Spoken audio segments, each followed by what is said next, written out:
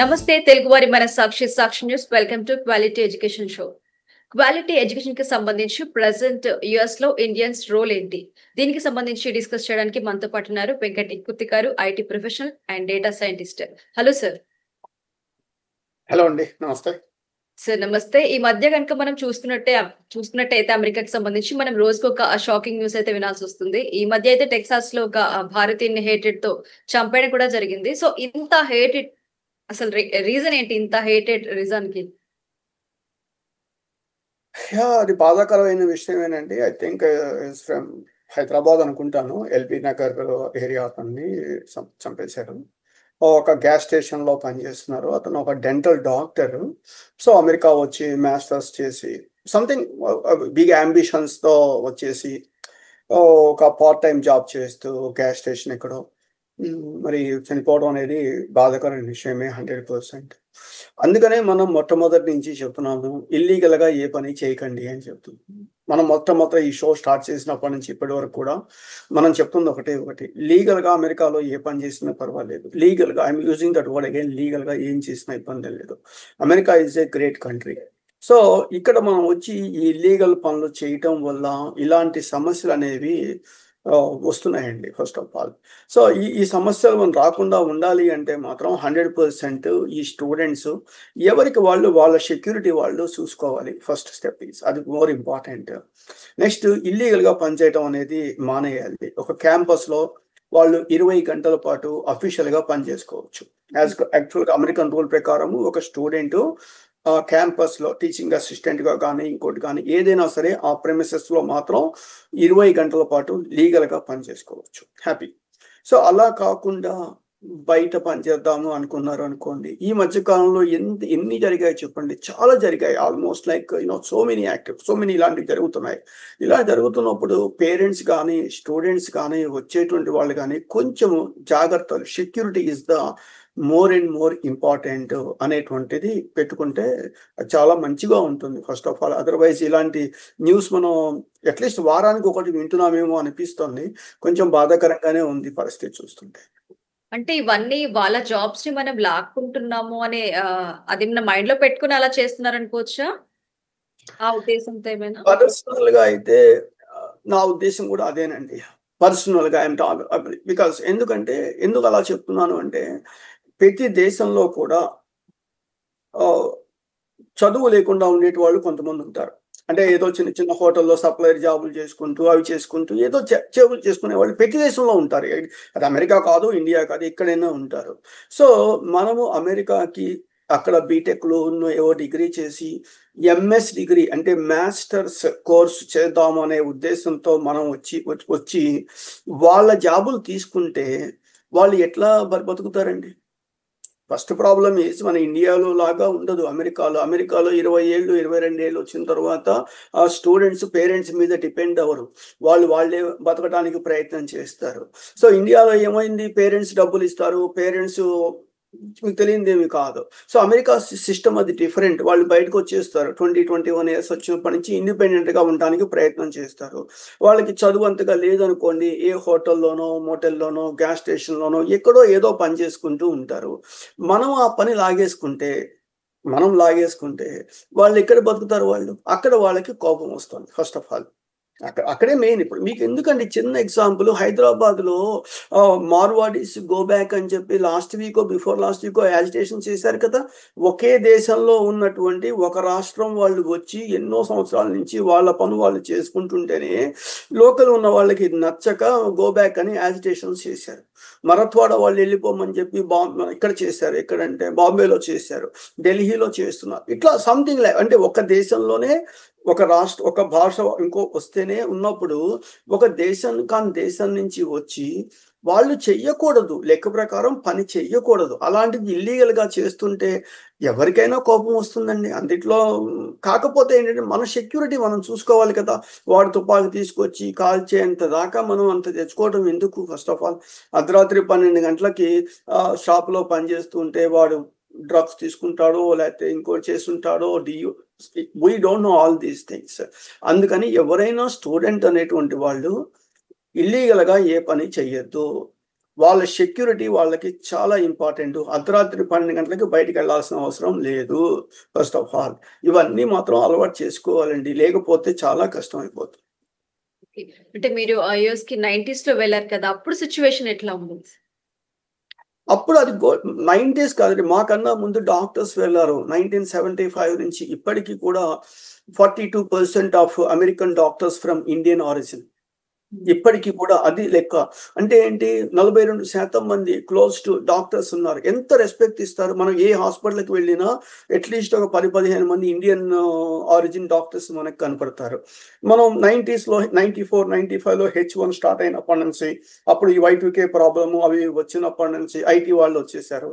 ఇవాళ మనం ఏ కంపెనీకెళ్ళినా కూడా more than 50%, more than 60% Indians అక్కడ పనిచేస్తున్నారు. ఇది మైక్రోసాఫ్ట్ కావచ్చు, గూగుల్ ఏ కంపెనీ తీసుకున్నప్పటికి కూడా. సో అంత రెస్పెక్ట్ ఉందండి. Indians has a golden hand అని చెప్పేసేసి అంత రెస్పెక్ట్ ఉన్నది డెఫినెట్‌గా. కానీ గత 10 సంవత్సరాల నుంచి ఏంటంటే ఆ రెస్పెక్ట్ తగ్గిందండి. పోయిందని నేను చెప్పట్లేదు గానీ బాగా తగ్గింది. ఇంతకు ముందంత రెస్పెక్ట్ ఇండియన్స్‌కి అంతగా ఇవ్వట్లేదు. మేము చూస్తూనే ఉన్నాం అన్నమాట యాక్చువల్‌గా. డిఫరెన్స్ ఏంటంటారు? అప్పటి సిట్యుయేషన్‌కి, ఇప్పటి సిట్యుయేషన్‌కి? అప్పుడు సిట్యుయేషన్‌లో ఏంటంటే కష్టపడి వచ్చేవాళ్ళండి. అందరూ ఎవరైనా సరే అమెరికా వచ్చారు అంటే వాళ్ళకు కొంచెం గొప్పగా అలా చూసేవాళ్ళు. ఇవాళ ప్రతి ఇంట్లో ఒక అమెరికా ఉన్నవాళ్ళు వచ్చేస్తున్నారు. నిజంగా వాళ్ళకి అమెరికా వచ్చి ఇక్కడ టెక్నాలజీ చేసేంత అర్హత ఉన్నదా అంటే నాకైతే తెలీదు ఫస్ట్ ఆఫ్ ఆల్. అంటే లైక్ ప్రాబ్లమ్ ఎక్కడొస్తుందంటే అమెరికా వెళ్తే మనకు సరిపోతుంది అనే పరిస్థితికి వచ్చేసారు అందరూ కూడా. అది కరెక్ట్ కాదు. అప్పుడున్న సిట్యుయేషన్ వేరండి. అప్పుడున్నటువంటి ఇప్పుడు Y2K సమస్య ఉంది. అప్పుడు అమెరికాకి కావాలి. IT industry boom, e commerce peak అయింది. ఇవన్నీ ఫ్యాక్టర్స్ కావాలి కాబట్టి మ్యాథమెటిక్స్ లైక్ ఈ ఫిజిక్స్, కంప్యూటర్స్, స్టాటిస్టిక్స్ వీళ్ళందరూ అమెరికా వచ్చేసారు. వచ్చేసి అమెరికన్ ఎకానమీలో వాళ్ళు బాగా సక్సెస్ అయ్యారు. బాగా హెల్ప్ చేశారు. ఎవ్రీథింగ్ చేశారు. ఇవాళ అన్ని జాబ్స్ లేవండి. ఫస్ట్ ఆఫ్ ఆల్ ప్రాబ్లమ్ ఏంటంటే నేను ఇప్పుడు 90స్‌లో 99 ఇప్పుడు వచ్చినప్పుడు నాకు తెలిసి డైస్‌లో నేను చూసాను 3 లక్షల జాబ్స్ ఉన్నాయి. డైస్ అనే వెబ్‌సైట్‌లో 3 లాక్స్ జాబ్స్ ఉంటే ఒక్కొక్కళ్ళు 10 వేశారు అనుకుందాం. 30,000 జాబ్స్ ఉంటాయి. అప్పుడు మార్కెట్‌లో ఉన్నది ఎంతమంది? 3, 4 వేల మంది లేకపోతే 10,000 మంది. అందరికీ ఉద్యోగాలు దొరికేసేవి. కానీ ఇవాళ మీరు డైస్‌కెళ్ళి చూసారనుకోండి 30,000 జాబ్స్ ఉంటాయి. అంటే 3,000 జాబ్సే ఉండొచ్చు. కానీ మార్కెట్‌లో ఎంతమంది ఉన్నారు? దాదాపు 5, 6 లక్షల మంది ఉన్నారు. 5, 6 లక్షల మంది స్టూడెంట్స్‌కి 3,000 జాబ్స్ అంటే ఎంత కష్టంగా ఉంటుంది. సో ఇది రియాలిటీ ఫస్ట్ ఆఫ్ ఆల్. అలాంటప్పుడు ఏం చేయాలి? మనం ఆ 3,000 మందిలో ఉంటేనే మనకి జాబ్ వస్తుంది. అంటే లేటెస్ట్ టెక్నాలజీలో ఉంటేనే జాబ్ వస్తుంది. లేకపోతే రాదు. ఇది వాళ్ళు రియాలిటీకి దూరంగా ఆలోచిస్తున్నారు. ఇవాళ స్టూడెంట్స్ రియాలిటీకి దగ్గరగా ఆలోచించట్లేదు. దూరంగా ఆలోచిస్తున్నారు. ఆ ఆలోచించడంతో వచ్చిన సమస్య ఇవన్నీ. అమెరికా వచ్చిన రోజు నుంచి ఏం చేస్తున్నారు? ఫస్ట్ సెమిస్టర్ ఫీజు కడతాము అంటున్నారు. కట్టేసారు. రెండో సెమిస్టర్ ఫీజు కట్టాలి కదా! అవును. వాళ్ళ పేరెంట్స్ ఏమో మిడిల్ క్లాస్ పీపుల్ తక్కువ ఉన్నవాళ్ళనుకోండి. ఏం చేయాలి? అందుకని వచ్చిన రోజు నుంచి ఈ ఈ చెయ్యకూడని పనులన్నీ చేసుకుంటూ ఏదో బతికేస్తున్నారు. అయిపోయిన తర్వాత ఉద్యోగం రావట్లేదు. రాకపోయేసరికి కష్టాలనేవి స్టార్ట్ అవుతున్నాయి. ఈ లోపల ఎవరన్నా ఇలా గ్యాస్ స్టేషన్‌లో ఏమన్నా ఇబ్బంది అయిందనుకోండి, వాళ్ళు లైఫ్ లాంగ్ వాళ్ళు బాధపడాల్సిన పరిస్థితి వస్తుంది. ఐ మీన్ వాళ్ళు కాదు వాళ్ళ పేరెంట్స్ బాధపడాల్సిన పరిస్థితి వస్తుంది. అండ్ అంటే మీరు చెప్పినట్టు ఈ మధ్య కాలంలో చూసుకుంటే కొన్ని థియేటర్స్ దగ్గర ఆహ్, ఈ మధ్య రిలీజ్ అయిన కొన్ని మూవీస్ దగ్గర గూడా కటౌట్స్‌కి పాలాభిషేకం జేయడము, పేపర్స్ చించేయడము, వినాయక చవితి అప్పుడు ట్రాఫిక్ జామ్స్ చేయడం. అంటే ఇట్లాంటి రీజన్స్ కూడా అనుకోవచ్చా? అంటే వాళ్ళకి అపోజిట్‌గా ఉండడం వాళ్ళ కల్చర్‌కి? అది కరెక్టేనండి. ఎందుకంటే మీరు ఒక్కటి ఆలోచించండి. ఇప్పుడు నేను గూడా వినాయక చవితి సెలబ్రేట్ చేసుకుంటాము. ఐ మీన్ ఆ సెలబ్రేషన్ ఎంతవరకు ఇంట్లో పూజ చేసుకోవటం వరకు అయిపోంగానే మట్టి విగ్రహాన్ని నిమజ్జనం చేయటము. అంతటితో అయిపోయింది. అంతే అయిపోయింది కానీ మనం ఒక 100 మందో, 200 మందో, 500 మందో ఒక ఊరేగింపులాగా వచ్చేసేసుకొని మన ఇండియాలో మనం చేసినట్టుగా అలా చేసేసుకొని చేస్తే అది అమెరికన్ కల్చర్ అండి అది. అమెరికన్ కల్చర్ కాదు కదా. అసలు అమెరికా వాళ్ళకి వినాయకుడు ఎవరో తెలియదు. ఫస్ట్ ఆఫ్ ఆల్ అది జనాలకు అర్థం చేయాల్సింది ఏంటంటే, అమెరికా వాళ్ళకి వినాయకుడు దీపావళి ఎందుకు పెట్టారు? Deepavali is like flame. ఎవరికైనా టపాకాసులు కాల్చడం ఇంట్రెస్టే, ఎవరికి ప్రపంచంలో ఎక్కడైనా ఇంట్రెస్టే. కాబట్టి ఏమవుతుంది, అది ఒక పార్ట్ ఈ సొసైటీలోకి అయిపోయింది. ఇప్పుడు కాలిఫోర్నియాలో హాలిడే డిక్లేర్ చేశారు నెక్స్ట్ వీక్ దీపావళికి. న్యూజెర్సీలో కూడా డిక్లేర్ చేసినట్టున్నారు ఐ థింక్. అంటే కొన్ని రాష్ట్రాల్లో కొన్ని చేశారు. అంతేగాని ఏ రాష్ట్రంలో కూడా వినాయక చవితి చేయలేదే, ఏ రాష్ట్రంలో కూడా దసరాకి చేయలేదే. సో కాబట్టి ఏంటంటే, అమెరికన్ గవర్నమెంట్ కూడా ఇండియన్స్కి చాలా హెల్ప్ చేస్తుంది, మన కల్చర్ని రెస్పెక్ట్ చేస్తుంది. ఫస్ట్ ఆఫ్ ఆల్ ఈ రెస్పెక్ట్ చేసేటప్పుడు మనం దాన్ని మిస్యూజ్ చేసుకుంటున్నామేమో అనిపిస్తుంది. కరెక్ట్. మిస్యూజ్ చేసుకుంటున్నాం. మనం 10 మంది కలిసి ఒకళ్ళ ఇంట్లో ఒక బ్యాక్ యార్డ్లో కూర్చొని మీరు పార్టీ చేసుకోండి, పూజ చేసుకోండి, ఏమైనా చేసుకోవచ్చు, ఇబ్బంది ఏమీ లేదు. కానీ ఆ రోడ్డు మీదకి వచ్చేసేసి అవి చేయటం మాత్రం అది 100% అది అడ్వైజబుల్ కాదు. చూసినటువంటి వాళ్ళు ఏం చేస్తారంటే ఏమిటి అనుకుంటారు, అనుకుని వాళ్ళు నెగిటివ్గా ట్రీట్ చేస్తారు. Being you are in a Rome, behave like a Roman లాగా బిహేవ్ చెయ్యాలి అంతే.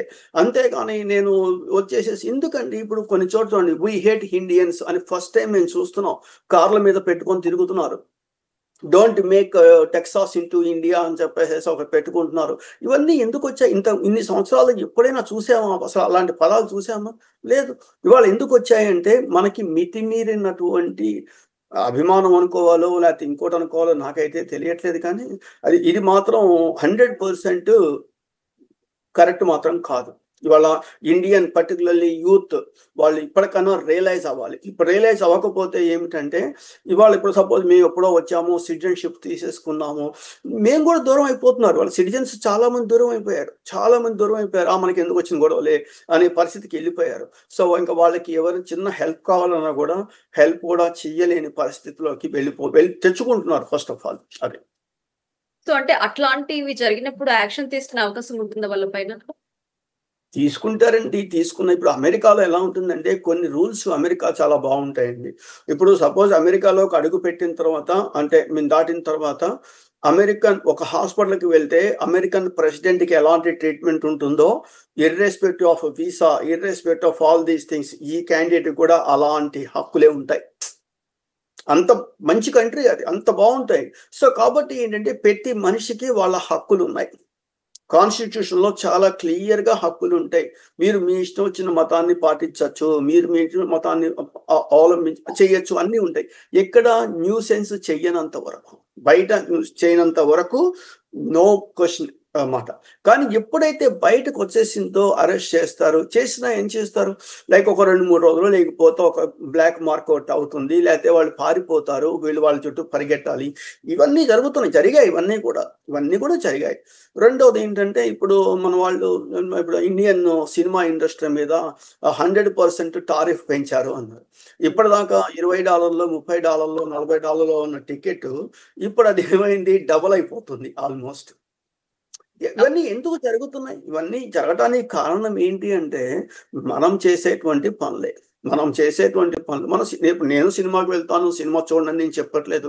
సినిమా చూస్తాము, కోక్ అవుట్ అవుతాము, పాప్కార్న్ తింటాము, చక్కన అగైన్ లేచి మాట్లాడకుండా బయటకు వచ్చేస్తాం అంతే. అంతేగాని మనం ఇక్కడ సినిమాలో వచ్చేసేసి నేను అక్కడికి పోయేసేసి పేపర్లు ఇలా చించేసేసి నేను ఇసిరేస్తాను, లేకపోతే అదేదో కట్అవుట్కి నేను పాలు పోస్తాను అంటే, పాలు ఎందుకండి? ప్రపంచంలో ఎక్కడైనా సరే పాలు అనేది పిల్లలు తాగడానికి కానీ మనుషులు తాగడానికి, దాని యొక్క పర్పస్ అది, పాల యొక్క పర్పస్ అది. అంతేగాని ఆ పాలను తీసుకెళ్లి కటౌట్ మీద పోయటం అనే పర్పస్ కాదు కదా. ఇప్పుడు గుళ్ళో కూడానండి పాలు ఏదో పెట్టొచ్చు అంటారేమో, గుళ్ళలో కూడా ఇలా పాలాభిషేకం చేస్తారు, చేయకూడదు. అమెరికాలో చేస్తే అరెస్ట్ చేస్తారు, కేసు పెడతారు. పాల యొక్క పర్పస్ ఏంటి? నువ్వు తాగాలి, అంతేగాని ఇలా పారబోయటానికి కాదు. అది పర్పస్ కాదు అది. సో కనీసం మీరు అర్థం చేసుకోవాలి, మన పర్పస్ ఏంటి, మనం అమెరికా ఎందుకు వచ్చాము అనే పర్పస్ని మనం మర్చిపోయి అవసరం లేని పర్పస్లు ఇవి చేస్తున్నాం మనం. దానివల్ల ఏమైపోయింది, ఎన్ని వీడియోలు అండి, భయంకరంగా వీడియోలు బయట వచ్చేసి ట్రోల్ చేసేసారు. లైక్ ఇండియన్స్ని హేట్ చేస్తున్నారు అంటున్నారు, అవన్నీ అంటున్నారు వాళ్ళు. ఇప్పుడు మీరే చెప్తున్నారు, మరి వాళ్ళు హేట్రిజమో లేకపోతే ఇలా కాల్చి చంపేశారనో అది చెబుతున్నారు. ఎంత బాధాకరంగా ఉంటుంది ఫస్ట్ ఆఫ్ ఆల్. కొందరు చేసిన దానికి మిగతా వాళ్ళు కూడా శిక్ష అనుభవించాల్సి వస్తుంది. తప్ప అదేనండి సమస్య అదేనండి. ఎవరో ఒకళ్ళిద్దరికి వీరాభిమానం ఉండొచ్చు. నేను అభిమానం ఉండొద్దని నేను చెప్పట్లేదు. అభిమానం పెట్టుకోవచ్చు. ఏదైనా సరే 4 గోడల మధ్యలో ఉంది. 4 గోడల మధ్యలో మనము ఏ సెలబ్రేషన్స్ చేసుకున్నా, ఏం చేసుకున్నా ఎక్కడ ఇబ్బంది లేదు. మనం న్యూ జెర్సీలో ఒక బతుకమ్మ సెలబ్రేషన్స్ అయ్యాయి ఇక్కడ. నేను కూడా వెళ్ళాను. వాళ్ళు ఒక పెద్ద హాల్ తీసుకున్నారు. హాల్‌లో పూలన్నీ అలా పెట్టారు. మొత్తం పాటలు పాడుకున్నారు. ఎవ్రీథింగ్ ఎవరు కాదంటారు? That's perfect. అదే నువ్వు రోడ్డు మీద చేస్తే అందరికి ఇబ్బంది. అది అందరికి అసలు అది కుదరని పరిస్థితి. ఇప్పుడు మనం మీరు చూసారో లేదో, మీరు దుర్గా విగ్రహము పెద్ద విగ్రహాన్ని పెడితే అది హై టెన్షన్ వైర్లకి తగిలి ముగ్గురు చనిపోయారట. నిన్నటికి నిన్న మీ బతుకమ్మ ఫంక్షన్ హైదరాబాద్‌లో డీజే వచ్చి ఒకతను చనిపోయాడు. 35 ఏళ్ల వ్యక్తి డీజే సౌండ్ విని హార్ట్ అటాక్ వచ్చి చనిపోయాడు. ఇవన్నీ మనకి తెలుసండి. తెలిసినా మనం ఎందుకు చేస్తున్నాము అంటే ఆ క్షణము మనం చేయాల్సిందే. చేయకపోతే మనకేదో ప్రపంచం తలకిందులైపోయింది అనేటువంటి కాన్సెప్ట్‌లోకి వెళ్ళిపోతున్నారు. దయచేసి ఆ కాన్సెప్ట్‌లోకి వెళ్ళొద్దు. ఇప్పుడు మీరు అడుగుతున్నారు కాబట్టి చెప్తున్నాను. బతుకమ్మ అనేటువంటి ఫెస్టివల్ బృహదేశ్వరి టెంపుల్‌ని పగలగొట్టేసేసి చోళులు శివుడి విగ్రహాన్ని తీసుకెళ్ళిపోయారు. తీసుకెళ్ళిపోయినప్పుడు బతుకమ్మ అనే పదం అక్కడి నుంచి వచ్చింది. బృహదేశ్వర టెంపుల్ వరంగల్ నుంచి వచ్చి శివుడు లేని పార్వతి ఉంటుంది కాబట్టి అప్పుడు వీళ్ళు పూలతో చుట్టేసేసి చేశారు. ఎప్పుడు జరిగింది ఇది? క్రీస్తు శకం 1006 సంవత్సరం, అంటే దాదాపుగా 1200 సంవత్సరాల క్రితం జరిగినటువంటి ఇష్యూ. 12 ఇయర్స్ బ్యాక్ జరిగింది. అదే టెంపుల్ అక్కడ కట్టారు తంజావూరు దగ్గర. సో కాబట్టి అది స్టోరీ అది. అంటే 1200 సంవత్సరాల క్రితం ఉన్నటువంటి సిచ్యువేషన్ వేరు, ఇవాళ ఉన్న సిచ్యువేషన్ వేరు. పాటించడం నేను తప్పని నేను చెప్పట్లా. 1200 సంవత్సరాల క్రితం ఉన్న అమెరికాలో ఉన్న సిచ్యువేషన్ వేరు, ఇక్కడ ఉన్న సిచ్యువేషన్ వేరు. మనం అక్కడి నుంచి ఇక్కడ దాకా పట్టుకొస్తున్నాము అంటే అప్పుడున్నటువంటి సిచ్యువేషన్స్‌కి తగ్గట్టుగా అప్పుడు వాళ్ళు యాజిటేషన్ చేశారు, టెంపుల్ చేశారు కాబట్టి చేశారు, అర్థం ఉంది. పోనీ అదే ట్రెడిషన్‌ని కంటిన్యూ చేస్తున్నారు అంటే అది కూడా అర్థం ఉంది. మనం దేశం కాని దేశం వచ్చేసేసి రోడ్డు మీద చేస్తుంటే ఎవరు భరిస్తారండి? ఇది సమస్య, మేజర్ సమస్య అది. హిస్టరీ తెలియకుండా రకరకాలుగా మాట్లాడేసినప్పుడు ఇది కాదు, ఇది హిస్టరీ. నేను చెప్పిన సంవత్సరాలు ఒకటో అటో ఇటో తేడా ఉండొచ్చేమో కానీ కరెక్ట్‌గా జరిగింది ఇది. హిస్టరీ అది. సో అంటే ఇట్లాంటివి కంటిన్యూ అయితే అసలు అమెరికాలో ఇండియన్ సిట్యుయేషన్స్ ఏమైతాయి అంటారు? వాళ్ళ సిట్యుయేషన్. అమెరికాలో ఇండియన్ సిచ్యువేషన్ ఏమవుతుంది అని కన్నా కూడా ఏంటంటే మనం ముందు భయపడాల్సింది ఏంటంటే ఉద్యోగాల దగ్గర భయపడాలండి. ఒకటి ఏంటంటే ఆర్టిఫిషియల్ ఇంటెలిజెన్స్, ఏఐ ఏజెంట్స్. ఇంకొక 2 సంవత్సరాల తర్వాత అండి మీ ప్లేస్‌లో ఒక రోబో వచ్చేస్తుందండి. నేను మీ ప్లేస్‌లో మీ ఫేస్ ఇలా పెట్టుకొని ఒక రోబో నన్ను క్వెషన్స్ అడుగుతుంది. అవును. అంటే ఏంటి? మీ ఉద్యోగం పోయినట్టే కదా! ఓకే. ఈరోజు టెలికాలర్స్ ఏమీ అక్కర్లేదు. ఏజెంట్ చేసేస్తోంది. సోషల్ మీడియాలో మనం పెట్టాలంటే ఏజెంట్ చేస్తుంది. మనం ఆలోచించాల్సింది ఏంటి? మనము టెక్నాలజీకి తగ్గట్టుగా ఎలా ముందుకు వెళ్ళాలి అనేటువంటిది ఆలోచించుకోవాలి. మనం అది ఆలోచించడం వదిలేసి చిన్న చిన్న విషయాల గురించి ఆలోచించటం వల్ల మనకి లాభం లేకపోగా నష్టం ఎక్కువైపోతుంది. అవును. సో అంటే దాంతో పాటు అమెరికాలో ట్రంప్ మీద అపోజిట్‌గా ఎట్లా అంటే ఒక యుద్ధం లాగా స్టార్ట్ అయింది అనేసి చాలా స్టోరీస్ అయితే వస్తున్నాయి గదా! ట్రంప్‌ని అపోజ్ చేస్తున్నట్టుగా. సో అసలు ఇది అవన్నీ ఇండియన్ మీడియా కల్పించేటువంటి కథలండి. అమెరికాకి ఓటేసేవాళ్ళు ఎవరు? అమెరికన్ సిటిజన్స్ ఓట్లేస్తారు. ఈ అమెరికన్ సిటిజన్స్‌కి ఎగనెస్ట్‌గా ట్రంప్ ఒక్క నిర్ణయం తీసుకున్నారా? ఓటు హక్కు లేనటువంటి ఈ వాళ్ళ మీద ఎగనెస్ట్‌గా తీసుకోవచ్చు. ఏది ఇమ్మిగ్రెంట్స్ మీద తీసుకొని ఉండొచ్చు. అది అమెరికన్స్‌కి ఎలా ఎఫెక్ట్ అవుతుంది? ఇవన్నీ ఏంటంటే ఇండియా మీడియా చేసేటువంటి ఒక wrong propaganda first of all. చివరిగా ఒకటి మాత్రం నేను చెప్తున్నాను ఈ ఛానల్ నుంచి, probably like we want to consider ఇండియాలో ఉండేటువంటి, అంటే సరే అమెరికాలో ఉండాలి అనుకునేటువంటి తెలుగు ఎవరైనా సరే 3 సీలు వదిలేయాలండి. సి. 1 సినిమా హీరో యొక్క వర్షిప్. సినిమాలు చూడటం తప్పని నేను చెప్పట్లేదు. సినిమా హీరో యొక్క వర్షిప్ అది వదిలేయాలి. 2 క్యాస్ట్ వదిలేయాలి. మీ క్యాస్ట్ మీ ఇంటి వరకే, బయటికి వెళ్ళకూడదు. క్యాస్ట్ వదిలేయాలి. 3వది కరప్షన్ వదిలేయాలి. ఫ్రాడ్ చేయటం వదిలేయాలి. ఎవరైతే ఈ 3 సీలు వదిలేస్తారో మనకి ఇక్కడ ప్రాబ్లం ఏమీ ఉండదు, 100% ప్రాబ్లం ఉండదు. మేము ఈ 3 సీలే పట్టుకుంటాము అనేటట్టయితే అందరికీ ఇబ్బందులేనండి. ఎందుకంటే వాళ్ళ ప్రతి ఆర్గనైజేషను ఏదో ఒక క్యాస్ట్తో సంబంధం ఉన్న ఆర్గనైజేషన్స్ ఏమున్నాయి, పేర్లు చెప్పకపోయినా అదే పరిస్థితి, సినిమా హీరోలైనా అదే పరిస్థితి. సో కాబట్టి మోస్ట్ ఇంపార్టెంట్ మన రెజ్యూమే ఫేక్ చేస్తాము, మన తరఫున వేరే వాళ్ళు ఇంటర్వ్యూలు చేస్తారు, అది కరప్షన్. అందుకని నేను చెప్తున్నాను, 3 సీలని వదిలేస్తే ఖచ్చితంగా అమెరికాలో 100% ఇండియన్స్కి, పర్టికులర్ తెలుగు వాళ్ళకి ఎలాంటి ఇబ్బంది లేదు. మనం ఆ 3 సీలు పట్టుకుంటే మాత్రం కష్టమే. క్యాస్ట్ ప్రభావం అమెరికాలో కూడా అంతలా ఉంటుందా సార్? ఆంధ్ర కన్నా ఎక్కువ ఉంటుందండి. ఇంకా మీకు అక్కడ చాలా తక్కువ, ఫ్రాంక్గా చెప్పాలంటే మీకు చాలా తక్కువ. హైదరాబాద్ అసలు ఆల్మోస్ట్ తెలంగాణలో అంత ఏమి ఉండదు, ఆంధ్రాలో కాస్త కోస్త ఉంటుంది. ఆంధ్రాలో ఉన్నదానికన్నా 100 రెట్లు ఎక్కువ ఉంటుంది. ఓకే. అంటే మీరు ఇంతమందికి చెప్పినట్టు మనం ఇంతమందికి మాట్లాడుకున్నట్టు లాస్ట్ ఎపిసోడ్ లో కూడా అంటే $1,00,000 H-1B వీసాకి సంబంధించి పెంచారు కదా ట్రంప్. సో అంటే ఆ టైంలో కూడా కొన్ని కంపెనీస్ ట్రంప్ కి ఎగెనిస్ట్ గా వస్తున్నాయి అన్న టాక్ కూడా స్టార్ట్ అయింది కదా. మీకు జర్నలిస్ట్ ఒక ఆయన పెద్ద ఆయన ఒక ఇచ్చారు, ట్రంప్ ఈ మీటింగ్ $100,000 పెంచే ముందు రోజు ఈ పెద్ద కంపెనీ సీఈఓలతో మాట్లాడాడు. ఇలా జరుగుతోంది, ఇంతమంది అమెరికన్స్కి ఉద్యోగాలు పోతున్నాయి, ఈ కంపెనీ 27,000 మందిని అమెరికన్స్ని తీసేసి 25,000 H-1 పట్టుకొచ్చుకుంది అని మొత్తం రికార్డ్తో సహా మొత్తం చూపించి, కాబట్టి మీకు క్వాలిటీ పీపుల్ కావాలి కాబట్టి మేము 100,000 పెంచుతున్నాము అని చెప్పేసి అన్నారు. ఏ కంపెనీ కూడా ఈ రోజు వరకు ఆ స్టేట్మెంట్కి ఎగనిస్ట్గా మాట్లాడిందా చెప్పండి? ఈ రోజు వరకు 100,000 పెంచడం తప్పు అని ఏ ఒక్క కంపెనీ, లాయర్లు మాట్లాడటం వేరు, మీరు నేను మాట్లాడటం వేరు, ఏ పెద్ద కంపెనీ అయినా మాట్లాడిందా?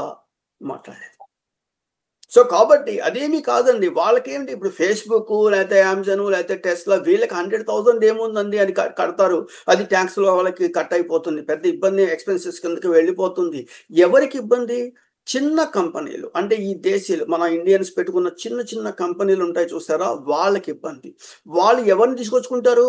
వాడికి ఏబిసిడీలు రావు, వాడిని పట్టుకొచ్చుకుంటారు, వాడి మీద డబ్బు సంపాదిస్తారు. అదే టెస్లా పట్టరమ్మనండి, నో, టెస్లాలో పనిచేయాలంటే వాడికి ఖచ్చితంగా ఐఐటీలోనో ఎక్కడో అద్భుతమైన యూనివర్సిటీలో చదువుకున్నటువంటి వాడికి ఉద్యోగం వస్తుంది. వాడికి 100,000 ఖర్చు పెడతారండి, ఇబ్బంది ఏమీ లేదు అక్కడ.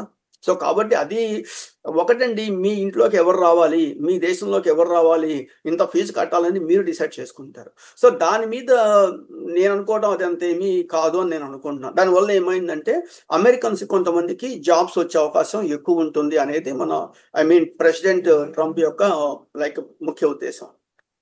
అయితే అమెరికాలో ఇండియన్స్ కి మీరిచ్చే సలహాలు ఏంటి? అంటే ఎలాంటి ప్రాబ్లమ్స్ లేకుండా ఉండాలంటే, వాళ్ళు సక్సెస్ కావాలి అంటే? చెప్పాను కదండి, సి 3 వదిలేయండి, మీ ఇంట్లో వరకే పెట్టుకోండి, ఈ 3 బయటికి రానివ్వకండి. That's all it is. మనం సినిమాకి వెళ్తున్నాము, సినిమా చూద్దాం వచ్చేద్దాం, గుడికి వెళ్తున్నాము, దండం పెట్టుకుంటాం వచ్చేస్తాం, అంతే. మనం కష్టపడి చదువుదాము, కష్టపడి మన ఇంటర్వ్యూలు మనం తీసుకుందాము. సో ఫస్ట్ సినిమా హీరోషిప్ వదిలేయండి, సెకండ్ క్యాస్ట్ వదిలేసేయండి, మన క్యాస్ట్ అలా ఏం వదిలేసేయండి, మూడవది కరప్షన్ వదిలేసేయండి. మీరు కష్టపడండి, మీ రెజ్యూమేలు మీరు తయారు చేసుకోండి, మీరు ఇంటర్వ్యూలు చేసుకోండి. ఎప్పుడైతే ఈ 3 సీలు వదిలేశారో ఆటోమేటిక్గా సక్సెస్ అనేది మీ వెంట పరిగెడుతూ వస్తుంది, మీ వెనకాలే వస్తుంది సక్సెస్. ఎప్పుడైతే ఈ 3 సీలు పెట్టుకున్నామో ఎవరో ఒకళ్ళో ఇద్దరు సక్సెస్ అవుతారు, దీన్ని అడ్డం పెట్టుకొని ఒకళ్ళో ఇద్దరు సక్సెస్ అవుతారు, వాళ్ళు ఏదో చేస్తారు, అది వేరే విషయం. దాన్ని మనం ఆదర్శంగా తీసుకోలేం. ఫస్ట్ ఆఫ్ ఆల్ నాకు తెలుసు కొంతమంది ఒకళ్ళిద్దరు బాగా సక్సెస్ అయ్యారు, సక్సెస్ అవడానికి కారణం ఈ సీలే. వాళ్ళు ఎవరో సక్సెస్ అయ్యారని మనం పాటిద్దాం అనుకుంటే కుదరదు. ప్రస్తుతం మాత్రం అమెరికాలో ఇండియన్స్ సేఫ్గా కొంచెం మంచిగా మళ్ళీ పోయిన రెస్పెక్ట్ తెచ్చుకోవాలి అంటే మాత్రం ఖచ్చితంగా ఈ 3ని మాత్రం వదిలేయాల్సిందే, లేకపోతే మాత్రం కష్టం. అసలు యాక్చువల్‌గా వాళ్ళొచ్చిందే ఎడ్యుకేషన్ కోసం. కానీ ఎడ్యుకేషన్ వదిలి ఈ మిగిలిన పనులన్నీ చేయడానికి గల రీజన్ ఏంటంటారు అసలు ముఖ్యంగా వాళ్ళ మెంటాలిటీ? ఇప్పుడు మీరు సినిమాకెళ్తారండి, సినిమా ఎందుకు చూస్తారు? ఆనందం కోసం. సినిమా ఆనందం కాదండి, మీరు మీ హీరోలాగా మీరు ఫైట్ చేయాలి, హీరోలాగా చేయాలనే ఒక యాంబిషన్ మీ మనసులో ఉంటుంది. దాన్ని తృప్తిపరచడం కోసం మీరు సినిమాకెళ్తారు, గుర్తుపెట్టుకోండి. ఒక హీరో తుపాకీ పెట్టి ఫట్ కాల్ చేస్తాడు, మీకు అలా ఉంటుంది, అందుకని మీరు వెళ్ళి అప్రిషియేట్ చేస్తారు. సేమ్ థింగ్ అది. ఇలాంటి పనులు ఇండియాలో చేయలేకపోవచ్చు. వాళ్ళ పేరెంట్స్, వాళ్ళ ఫాదరు, మదరు, ఉంటాయి. ఇలాంటి పిచ్చి పనులు చేయడానికి ఇక్కడికి వస్తున్నారు. ఇది ఇంతకుముందు వచ్చారా ఇలాంటి పిచ్చి పనులు చేయడానికి? 2010 వరకు వచ్చారా చెప్పండి? ఎవరు రాలా. వచ్చిన వాళ్ళు పనులు చేసుకున్నారు, వాళ్ళు చదువుకున్నారు, వాళ్ళు తిప్పలు పడ్డారు, సంథింగ్ లైక్ దిస్.